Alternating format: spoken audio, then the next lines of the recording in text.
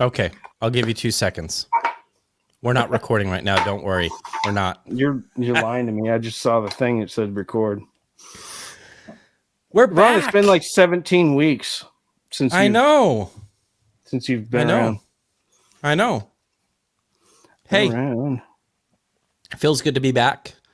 We've got a lot of catching up to do with the fine folks here in YouTube Landia. Well, I know I do. I've been Landia, I like that.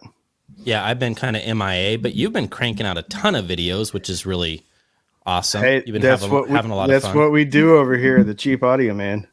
LLC Incorporated. Yeah. Enterprises. Yeah. Low production value, high volume. That's it. We crank them out. Did you ever see the thing on Saturday Night Live? You remember when they used to do commercials on Saturday Night Live?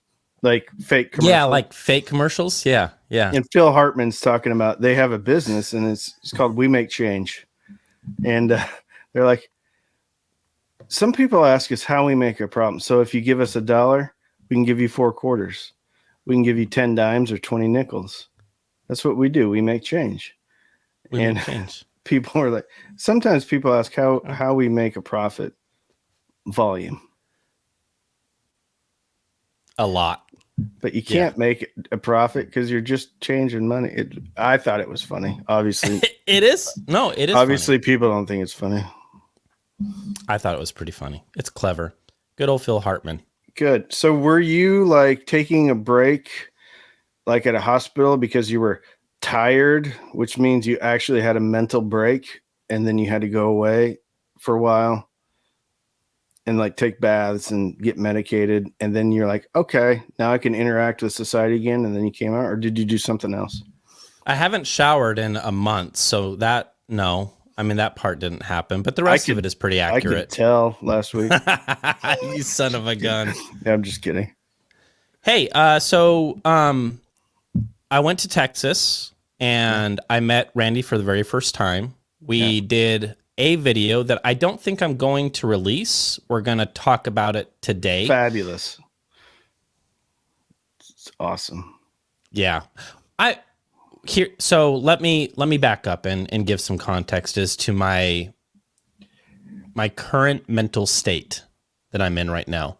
I've been in a bit of a slump since we've been back from Texas in terms of I feel like I am about to climb Mount Everest and I have to do it in about a month. And that is a lot. I have a ton of pending projects that I need to hustle and knock out. And Randy knows this, and this is going to be the announcement. And the reason why is because we are moving to Texas, and we're going to be doing this in a very short amount of time. You're going to be living with us. I'm going to be living 5 people in a closet, in our hall closet. And what could possibly go wrong? What could possibly go wrong? We're going to have a great time. So there's a lot of logistics that need to be sorted out. And part of that is a lot of moving pieces. And when I started working on the video that you and I did, there were some variables that were out of our control at that moment that as I'm editing it and working on it, I'm like, this is going to be a time soak to get this done. Yeah. And instead of doing that, why wouldn't we just talk about Texas and just make it clean? And then I'm not having to deal with those variables. Now, those variables are a lot of people making hot pockets. We had a lot of noise in the room, and it was my fault that I didn't think about audio. Here I am, an audiophile, and I didn't think about that as a possibility. So I brought the Newman KU100 dummy head, and it picked up all of the noise, and we were trying to have a conversation, and there was just a lot going on. Kids running around screaming, and things going on in the kitchen. I don't know why you don't laugh at my hot pockets. It's pretty funny. It's not that funny, is it? It was funny at the time. It was funny at the time. Yeah. No. People were. I'm trying to milk the hot pockets for a lot of laughs. Yeah. Jim Apparently, Gaffigan. I should just kind of move on from it. Hot pockets. Jim Gaffigan has a hot pocket. I'm uploading a video as we speak, so Don't pay any attention. It's going to take 2 seconds. Hold on a second. Do you not know that's where the joke is from?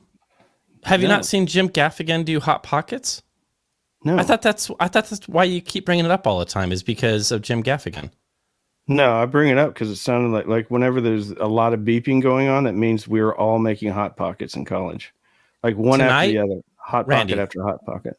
Randy, tonight you're going to snuggle up next to Mrs. Messiman, that's how I say your last name. I don't even know. I don't even know your name. Well, and you're going to watch Jim Gaffigan, his comedies, and you're going to die laughing because he talks about food all the time, and he talks about making Hot Pockets. Hot Pockets. Well, now I just feel like I ripped somebody off for a joke. You did. I didn't. I've never seen Jim. I mean, I don't even know what Jim Gaffigan looks like. I think he's got like red hair and he's a little portly. No. Okay. Is he the guy that takes his shirt off? Kind of balding. Broad shoulders, little heavyweight. He's just packing on some pounds because he eats a lot of Hot Pockets. He could be your brother. I mean... Thanks. I appreciate that. One of my patrons, if he's watching this, Alex, if you're watching this, it's the funniest thing ever. So he's I don't know. He's Latin, I guess is what you call it. Yeah. And apparently his buddies are big on nicknames. And so his whole life he's just been known as El Gordo, which is Spanish for the fat. And I just get it.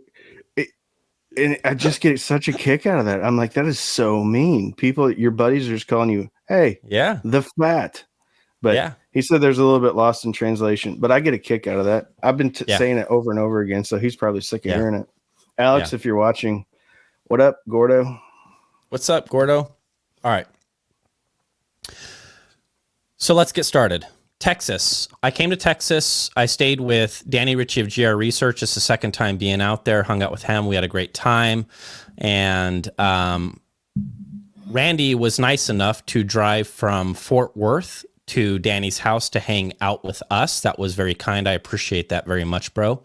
And twice. It was the first time. Twice. Yeah, you did it twice. And it's no big deal, buddy. I wanted to meet you, bro.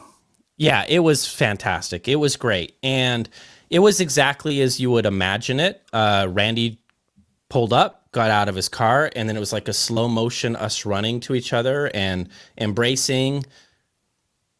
It was great. It was really cool to meet you, and you did not disappoint at all. It can be a little intense in person. A little bit. This intense.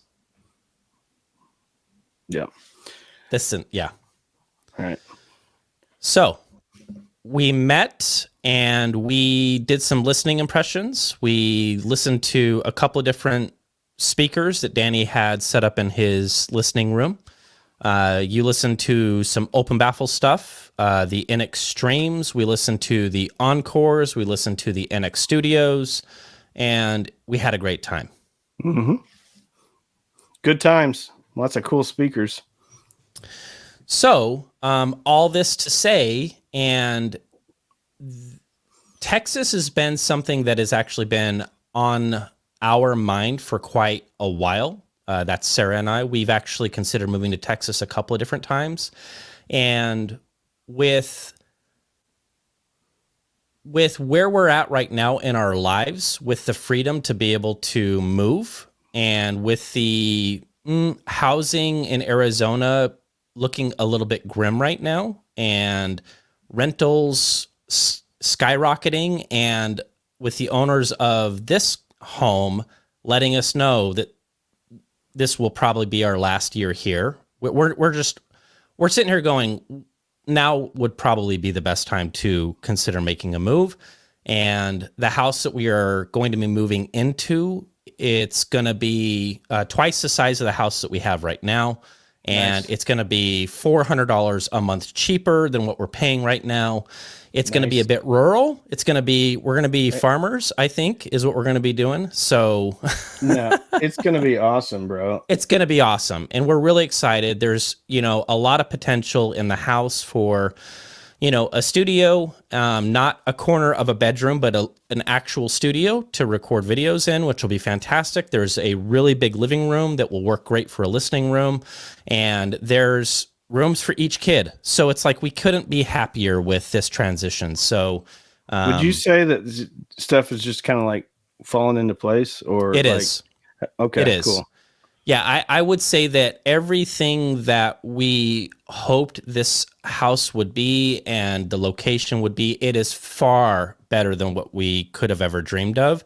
And Sarah and I Why now? Is just so the timing just like perfect or something? I think so. I think the timing is right. I mean, our lease for this house is going to be coming up in just a few months anyways. And right now we're only paying month to month. So we're not under any kind of legal obligation to stay here. We can leave. And so I think it's just time. I think it's time. And I will say this, and I don't want to make this too mushy or sentimental, but you are a big reason as to why I want to get closer to Randy. And of all of the guys that I have met on YouTube in terms of clicking with somebody and developing like a sincere friendship, you're number one on that list. And that's nice. Yeah, and I can definitely see Feelings mutual, buddy. Yeah, I can see us working together quite often and helping each other grow and learn. I've learned a lot from you, and I think that you've learned, a couple of things from me, and I like that exchange. I think that we learn a lot from each other, and I want to see that friendship blossom and grow and, see where it goes. I'll tell you, you're the only friend I have right now, because normally when people get to know me, they block me on their telephone and stuff like that. So good luck. We're going to see how it turns out. I'm glad you're going to be moving close to me. Yeah. We're excited, dude. Kidding. I'm just kidding, man. It's going to be awesome. It's going to be awesome. So, as a quick transition to keep this somewhat entertaining for our listeners, there's been something on my mind that I want to talk about. Oh, boy. I want to talk about Amway? DIY. I want to talk about DIY. You did, I think, we were driving back from Texas, and I told you your video on why do it yourself. Let's just do why a broadband. DIY. That's a fun little title. It is. I gotta say, man, I mean, to give you props, it is the best video on YouTube that clearly explains the benefit as to why DIY. Why do you do it? What are the main reasons why somebody would get into that? And I thought it is a masterclass video as far as I'm concerned. It's the best video I've ever seen about do it yourself. Well, I'll take the compliment, man. Cheers to you, buddy. Thanks, bro. I mean, it's kind of easy. I mean, I'll tell you, it's not as hard to get like the talking points on a lot of my videos, because that's how I feel. It's very sincere, and that's what I've come to as far as my opinion. And I've just been lucky enough that my opinion has matched up with some other folks, and some viewers too. So that video came very natural to me. And the funny thing about that video is I did not write one note. It was, I turned on the camera. I had three or four talking points, and that was it. Yeah. And I just spoke. Stream of consciousness. It was great, dude. It was amazing. Thank you. I was blown away by what a great job you did of just laying the gauntlet down. Just like this is all the main points that I wish I could articulate in a video, and I don't think that I could do as good of a job as you did. I think that's now the video that I would say go and watch if you want to know the reason why do it yourself is such a cool idea or concept to consider. Yeah, well, and I appreciate that. I'm not trying to take anything away from factory speakers. Yeah, they're great. Yeah, they're awesome. They're incredible.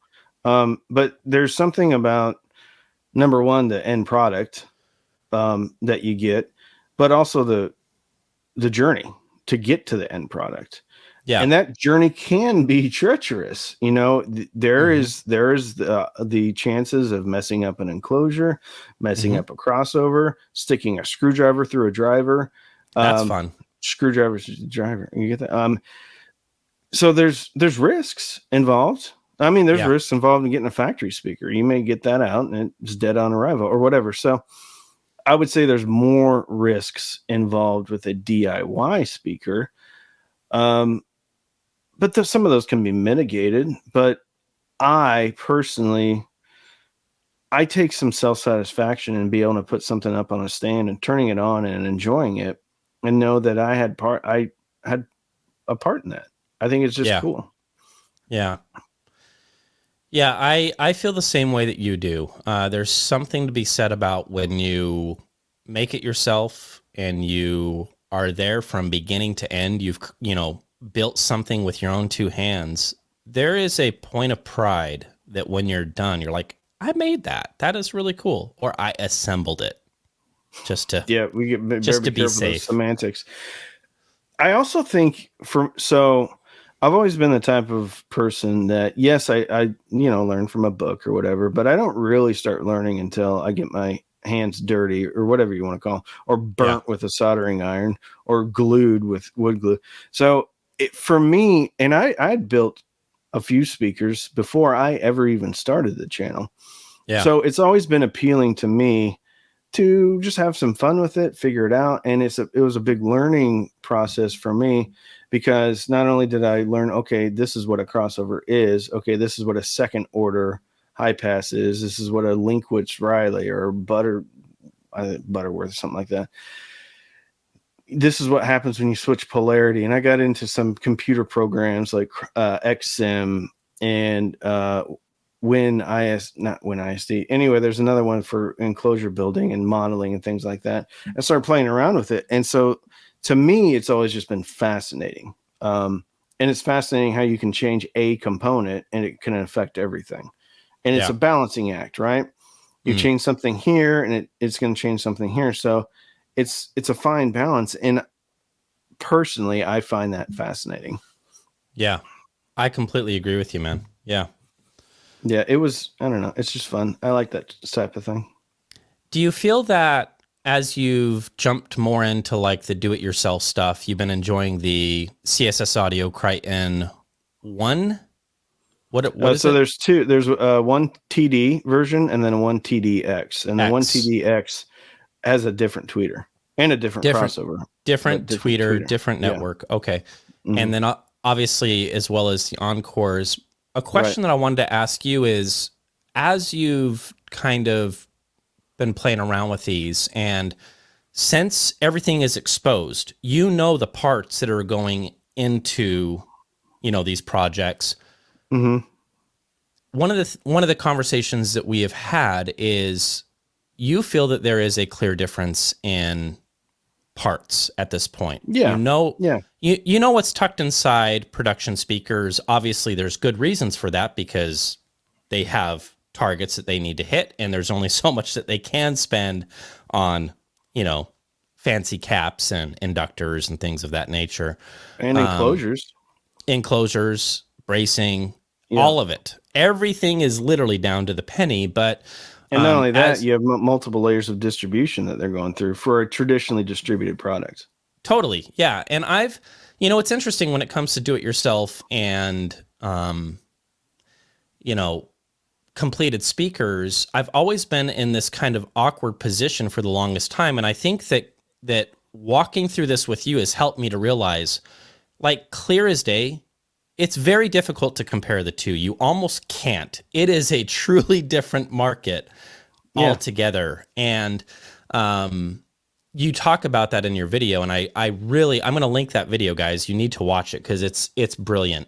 But nonetheless, when I was at Danny's and listening, even by myself, and I think that was probably some of the more important moments for me on the trip where I was just trying to hear some of the subtle differences going from like a standard Encore to an upgraded Encore. But there is, for me, no, it's no longer a question. It's no longer, are you sure? Are you positive. Yes, I'm positive that parts do make a difference. There is no debate for me any longer. How do you Well, feel about it? I feel the same way, and I know where this is going, because it seems to be that there's two camps. Yeah. There's the camp that, okay, yes, quality of wiring makes a difference, different type of capacitor types, inductor types, resistor types make a difference. And then there's the other camp that say, no, it doesn't make a difference. If it measures the same, it should sound the same. And I mean, I would argue that one thing that I brought up in the video was nobody was going to argue that a tube, switching out tubes, changes the sound in a tube amp. Right. So why are we arguing that switching out a capacitor isn't going to sound different either? And then I will take that a step further. So if parts don't matter, then why do people not use just the those tiny little stick capacitors that are like 20 cents a piece, right? So if parts don't matter, why aren't we just doing that? Why aren't companies just using the dirt cheapest, absolutely, to get that circuit to be the same? Because those little tiny stick capacitors, they have tolerances too. So if you can get the tolerance the same way, why don't they use that? Well, there's a reason why they don't use that. Because the other stuff's better. Electrolytic caps are better. Air core inductors are better. That's why people use them. And then we have to take that a step further. Okay, so now that we understand, and I think that's accepted, right? That air core inductors are probably better. The electrolytic caps are better than those. I don't remember what the little stick caps are. It's the stuff you get from in like an electronic set when you're a kid, right? Right. To make an LED turn on or whatever. So no one would argue poly caps as well, like fast caps. Yeah. Yeah. Okay. Like on tweeter circuits and things like that. Right. So no one's going to argue that, okay, well, why aren't you just using the 25 cent or the 20 cent capacitors? All right. But then all of a sudden we get to the place where everyone's like, okay, well, but after that, it doesn't matter. But how can you say after that it doesn't matter if it's accepted that we're not using this grade of parts on audio? Right. And I probably don't know all the ins and outs of it. But there is a point where somebody has put a line in the sand and says, okay, those parts aren't good for audio. These parts are, and these are the only parts. If you're spending any more than that, then you're wasting your money. Yeah. And I think that's a dangerous argument to have, because how do you have that argument when you have a lower tier of products that can do the same thing, but those aren't good, but this is good, but the other stuff isn't good? Sure. And I just think that argument holds no water. I agree. Another argument that, trying to play devil's advocate, another argument that is made about, if you think you are hearing a difference, then the difference that you're actually hearing are slight differences in how the cap measures, right? So okay, yeah, just a so slight it's variability in the capacitor itself, right? And so one measures 12.05, the other measures 12.1. Exactly, right? And I really have a hard time with that argument, and it's taken me a while to figure out why that doesn't sit well with me, and I finally figured it out. That would mean that literally every single production speaker that we have ever bought or will ever buy is going to sound different from the next one. That's right, because there's inherent variability in those capacitors, those inductors, those resistors, all of it. That's why they have tolerances. It would mean that if we went to an audio show and the only speaker that was used from room to room are the exact same Unify 2.0s, they're all going to sound different from each other. And you know what? I don't buy that. I really don't. I think that's just a weird argument to make. And to my point, and this is where I really want to express this, with the do-it-yourself market, Danny specifically, and I think that CSS Audio very well might be doing the same thing. Danny gets these parts, right? And then he takes his Clio, literally every single capacitor that ever comes in, he measures it. And then he takes a pen and he writes down the exact value on every single capacitor. This is part of the process of he wants to make sure he knows exactly how it measures. I can promise you, that's not happening at the big companies. Klipsch is not getting in all of their parts, taking them out and measuring every single one. Wharfdale is not measuring every single cap. ELAC is, sir, Andrew is not taking every single capacitor and going, let's make sure this one, and I'm going to write, it's not happening. And so this variable, this sliding variable that we're talking about of differences, it is all over the frickin' map with big companies. There's no way that if we were to take one Unified 2.0, that it's going to measure exactly the same cap for cap as the next one. But I can promise you this, they are going to sound pretty similar. They're going to sound. There's no way that anybody would go, there is a clear difference from one to the next. I don't buy it. Not for a second. I don't. No, I don't buy it either. Parts do make a difference. They do. Now, with that said, there's the opposing sides, right? Sure. One side says they make a huge difference. Another side say they make no difference. Personally, for me, I'm in the middle. Yeah. Because I think they do make a difference. Do they make as big of a difference as some people would lead you to believe? I don't know. I would lean. I'm kind of in the middle, and this might open up a can of worms. But I had a guy send me some really expensive interconnects and speaker cables. Okay, with the speaker cables, and to be fair, I didn't spend a ton of time like critically listening. Mm-hmm. With the interconnects, I was doing something else, and suddenly I heard a little bit something extra in a song I'd never heard before. And I'm like, wait a minute. And then I had to think about what I had done differently. And the only thing I had done differently was I add those interconnects. So there was a difference. Was that difference better? Was it worse? I felt that it was better. I've heard differences in DACs before. Yeah. Are those differences better or are they worse? I've heard differences in getting a better power supply. Ifi offers this switching power supply. Yeah. I hooked that up and I did hear a difference. It was slight, but again, was it better or was it worse? I don't know. I did hear a difference. Yeah. So again, for my, and n equals 1, right? I'm the only person that I've, tested because it's just me. I've heard differences. Some of those I assign are better. Other times I just say, well, there's a difference. I don't know particularly if it's better or if it's worse. Sure. Yeah. Yeah. No, your experience matches mine. I agree with you. Where I think that it's important to understand that when we get into cables, interconnects, parts, even parts that we're discussing, we are talking about the subtleties. And I try to hold the line when I talk to my viewers doing live streams, emails, comments. You will always, not sometimes, you will always gain more through stuff that is free. Speaker positioning, moving things around in your room, playing with placement quite a bit. Consider throwing some stuff up on the walls.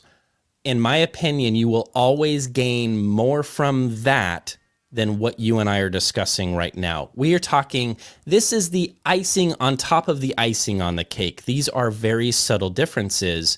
And as I mentioned earlier, there was an evening when Danny was working, he was busy, everybody was out doing stuff. And I put up just a bass kit, kind of a hodgepodge bass kit encore versus one of his hot rod encores. And I wanted to find out for myself, like, what's really I have the perfect way to compare right here. It's just like back and forth.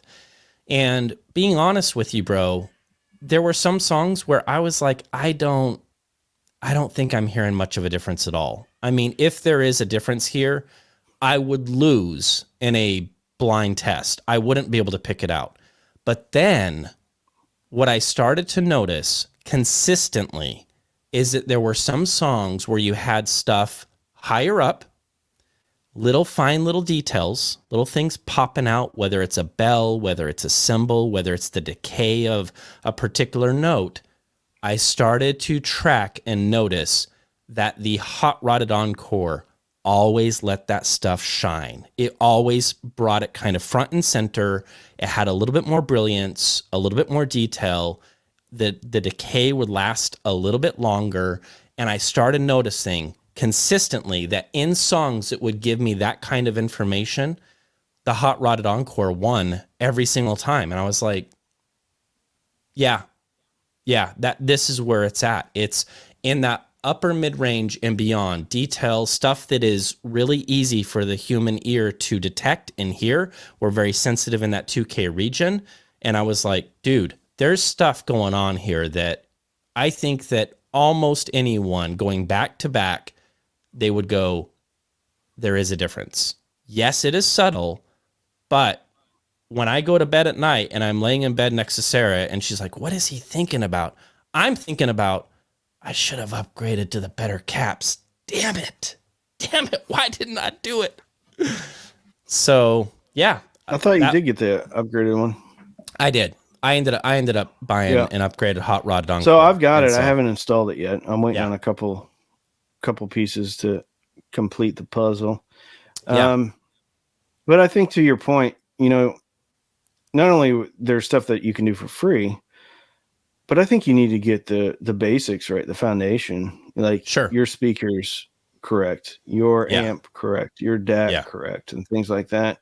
And this is stuff that people don't need to worry about until they've like built that foundation and they're down the road. And even if they don't, maybe they don't even want to. And the problem is with cables, especially, is I think that there's been enough personal experience and anecdotal evidence of people maybe getting taken advantage of as far as pricing. And there's stories about margins on cables and things like that.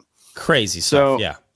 I think, and I'm not going to say a few bad apples, maybe a lot of bad apples has kind of made that industry kind of almost taboo and pseudoscience-y, right? Yeah, sure.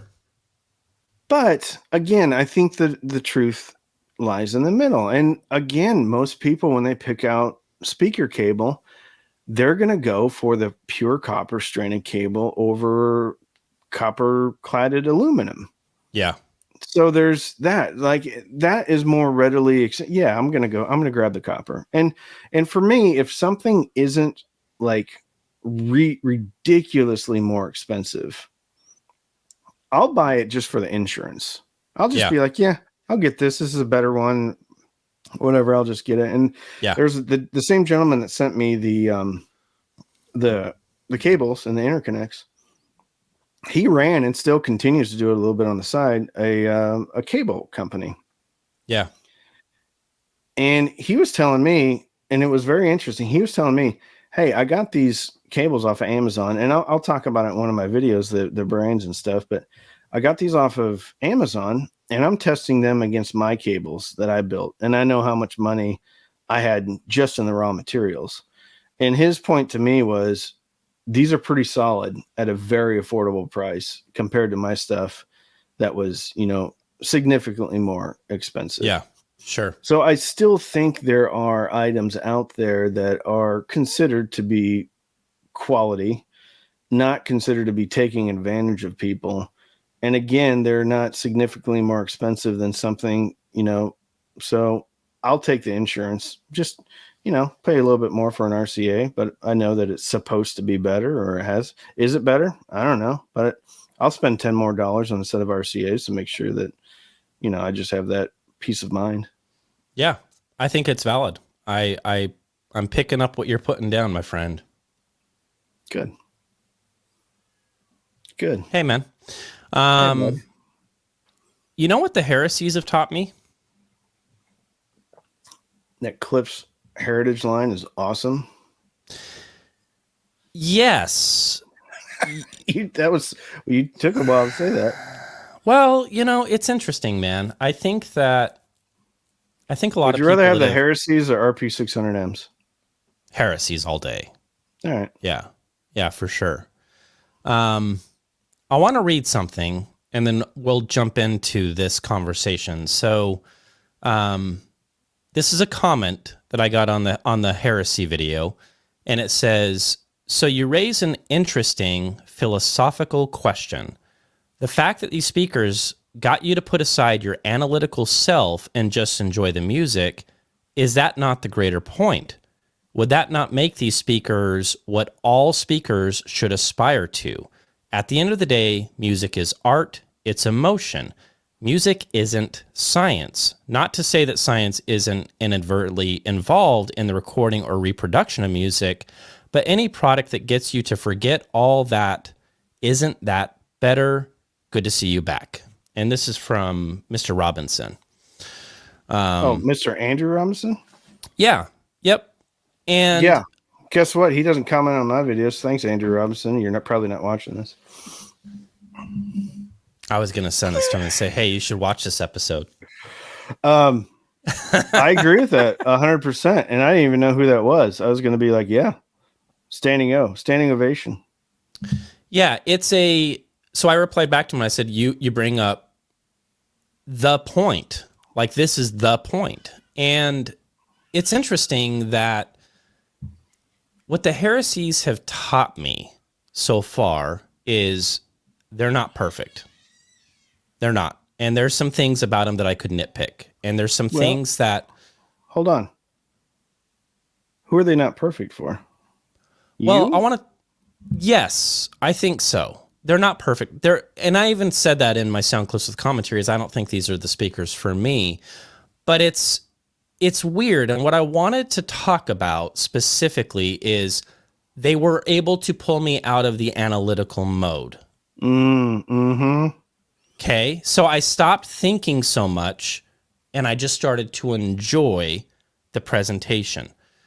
Now, how can I say that and at the same time say, but they're still not the speaker for me? And what I realized is speakers are kind of tricky in that there will be some songs, genres of music that they are able to just say, ha ha, got you, Ron, you son of a gun. Try to analyze this. You can't because you're having too much fun. And then on the next song, I'm hearing boxes and I'm hearing some bass that I don't necessarily appreciate or love because I've been spoiled by open baffle offerings where I'm not hearing the coloration of the box, and I like that so much more. And what they've taught me is these really are rock and roll at heart. It's like they're not perfect, but they don't necessarily need to be perfect to enjoy with a lot of freaking music, man. Like they do some things really well. And then some things that I'm just like, take it or leave it. I'm not in love with this.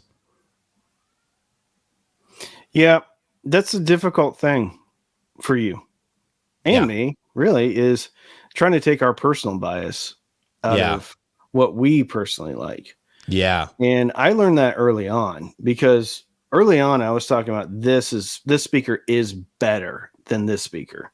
And that's wrong. That's wrong because ultimately this is a subjective hobby, right? It's just like saying that steak is better than that steak or that ice cream is better than ice cream.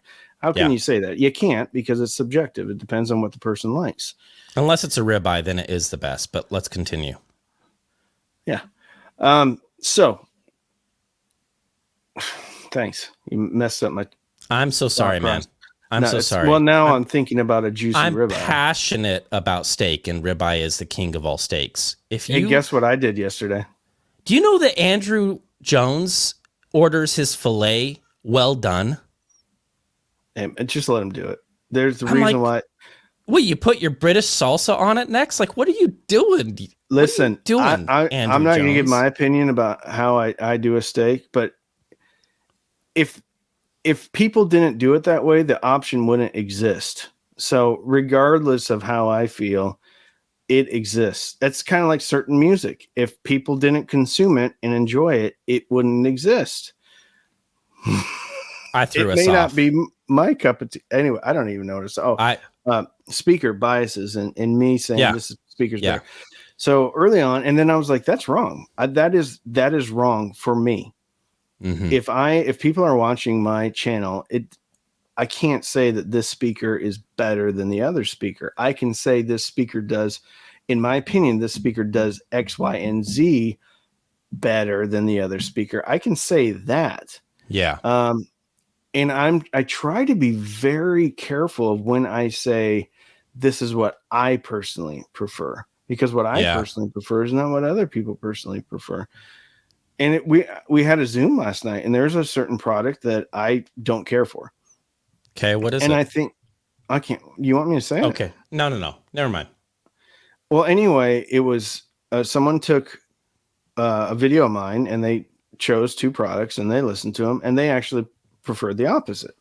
And I'm like, that's awesome, because my preferences are not everybody's preferences. Yeah. And I've tried to, and I remember you told me this, report what you hear. And that's Yeah. what I'm trying to do now. Yeah. Granted, I think you can kind of read between the lines when I say I'm buying this speaker or the speaker is staying here forever. You know, Yeah. maybe what my preferences are. But I think we collectively can do a disservice to the viewers by overly emphasizing what we particularly like personally. Yeah. And you do a great job because you do objective and subjective stuff. Sure. Well, thank you. No, and it's kind of hard to walk this line. And look, I struggle with this very thing because let's get this part right. People don't subscribe to Cheap Audio Man because they want to watch a review. They want to hear your take on it. So I don't just think want that to see me light my hand on fire. I've been waiting for that episode, and you have disappointed me that we haven't seen that episode yet. So It nearly happened. It nearly happened. Sennheiser Momentum 3 almost happened. Mm-hmm. So I think that people want to hear our perspective. They want to hear our thoughts on it. And so it's okay to share that, but I completely agree with you at the same time that it can't be only about that. And when I celebrated the heresies, I thought to myself, this is going to surprise a lot of folks, because I think a lot of folks might think like Ron hates Klipsch. And no, I don't. No, I don't. There's something about Klipsch or any American legacy product that I want them to show us like the best. And that might be like American Pride or whatever coming through. It's like, come on, guys, let's show these guys what we can do. And so I hold them to a high standard. And when I sat down and I listened to the heresies, I thought to myself, there are so many things that this speaker is doing that I totally get. I totally get the essence of this heritage line and what they're trying to accomplish and what they're trying to do. And, this box coloration, and I was very careful about the way that I walked through it. Some might actually embrace it for what it is. And they might be like, I don't care if that kick drum is a bit thumpy. I don't care if, some of these male vocals, baritones sound a little bit bloomy. Like, I embrace that sound. And so I had to kind of take a step back and say, yeah, I can't say that this is a bad thing, even though it's not my preference, because the reality is some might actually appreciate it, embrace it, love it. And then some like me might say, that this is not for me. And that's okay. Yeah. Well, I kind of like that I still prefer maybe a neutral speaker, but, and I say it before, like, and I use Highway to Hell because the bass drum on Highway to Hell is really tight. Yeah. And when I hear a thump, as you said, I'm like, okay, they got a little boost here. And then I follow that up with, and good, because that's where I want the boost. Good. And I want a little thickness down there in the male vocals, but that's my personal preference. But totally. I think that carries over to some people that enjoy music. There's a buddy of mine, and by all accounts, he is a very big time audiophile. He likes that sound too. He likes the Yeah. V shape. I like a bit of Yeah. a U shape. I like a Yeah. U shape on the. I kind of like a half a U. I like a U on the bass, and then you can keep the treble flat Yeah. and neutral. I just like the. I want to be Just punched a by a little. butcher. Yeah. The heresies Right. can do that, man. I wish that they would dig a little bit lower than what they do. I also noticed, and this was interesting, Randy, is that for those that decide to pull the trigger on heresy, they like everything that I had to say about it, and they're thinking, ooh, I like everything he's saying, but I'm not sure if I want that bass to be as baked as maybe it is. Dude, you get those up off the ground by 12 to 14 inches, you've eliminated the boundary effect from the floor to reinforce that bass. It did the trick. It did the Cool. trick. And I'm not saying that, I'm not just pulling that out of my rear end. Like, I actually did some measurements before and after, and sure enough, 100 hertz, like 70 to 100 started to drop. And here's what I didn't expect. The rest of the mid band started to level out. It just became a bit more of a linear speaker. And I was You like, know who else put them up on oh, stands? Zeos? Z. Yeah, Zeus Z. put them up on stands. Yep. I found that interesting. So if you're listening and you have the heresies and you feel like the bass is a bit much in that kind of mid bass, I keep saying bass, but it's really mid bass. Lift them up off the ground, 12 to 14 inches, and give it a go, and let us know what you think. I found a Klipsch speaker I really enjoy. It's a Really? RP 500M. Oh yeah, you I digging liked it? it. Yeah, Yeah, cool. I'm digging it. That's awesome, man. I think it's the king of the RP line, personally. That's great. I That's liked awesome. it way more than the RP 600M, and I like the RP 600M.